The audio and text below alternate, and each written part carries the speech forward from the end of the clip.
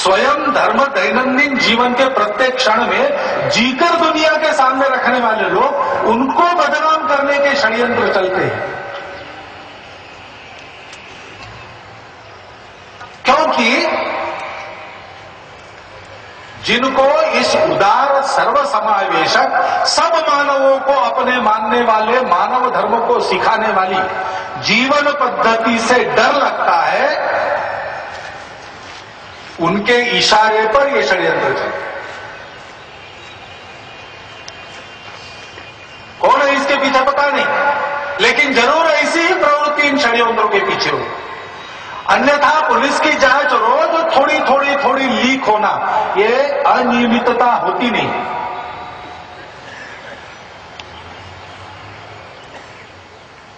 एकदम मीडिया का कुछ वर्ग अलग प्रकार से प्रचार में जुट जाता है, ये बातें होती नहीं। कितना भी मीडिया कमर्शियल हो, मसालेदार वार्ताएं देने वाला हो, वो अपना कर्तव्य समझता है। इस प्रकार की ये बातें हो रही है। हिंदू और आतंकवादी विरोधी शब्द है। संघ कभी हिंसा करेगा नहीं, लेकिन ये पेंट किया जा रहा है, रंग दिया जा रहा है। हिंदू शब्द संघ किस अर्थ में उपयोग करता है? संघ कहता है हिंदू इस देश की राष्ट्रीय पहचान है। मैंने कहा समस्या है दो प्रवृत्ति के संघर्ष के कारण। एक प्रवृत्ति है जो कट्टरपंथी है, जो कहती है समानता के लिए एक रूपता आवश्यक है, भाषा अलग है, एक नहीं हो सकते, पंथ संप्रदाय अलग है, एक नहीं हो सकते, दुनिया में अलग देश रहेंगे, दुनिया एक नहीं हो सकती। जो कहते हैं कि प्रकृति का शोषण करो,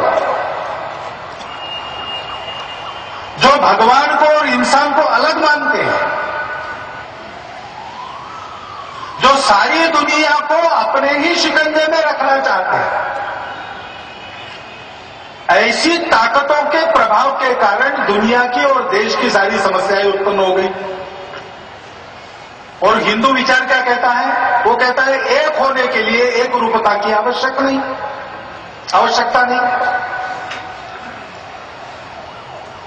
वो कहता है कि प्रकृति का शोषण मत करो, वो अपनी माता है, माता का दूध जैसा पीते हो वैसा आवश्यक उतना लो, जितना लिया है दाम दुगना वापस करो। वो कहते हैं सारी दुनिया एक के पकड़ में होने की आवश्यकता नहीं, अपनी अपनी व्यवस्था खुद तय करो, सब मिलकर चलो, कहीं संघर्ष नहीं है, सारी विविधता एक ही सत्य की रूप है, इसलिए समन्वय से चलो, त्याग और संयम पूर्वक जियो, सारी दुनिया से कृतज्ञता रखो।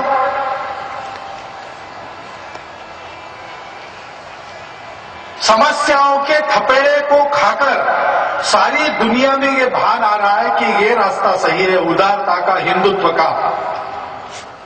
और इसलिए जिनके स्वार्थ के दुकान दुनिया में आज तक चल रहे थे, उनके बिजनेस को खतरा उत्पन्न हो गया।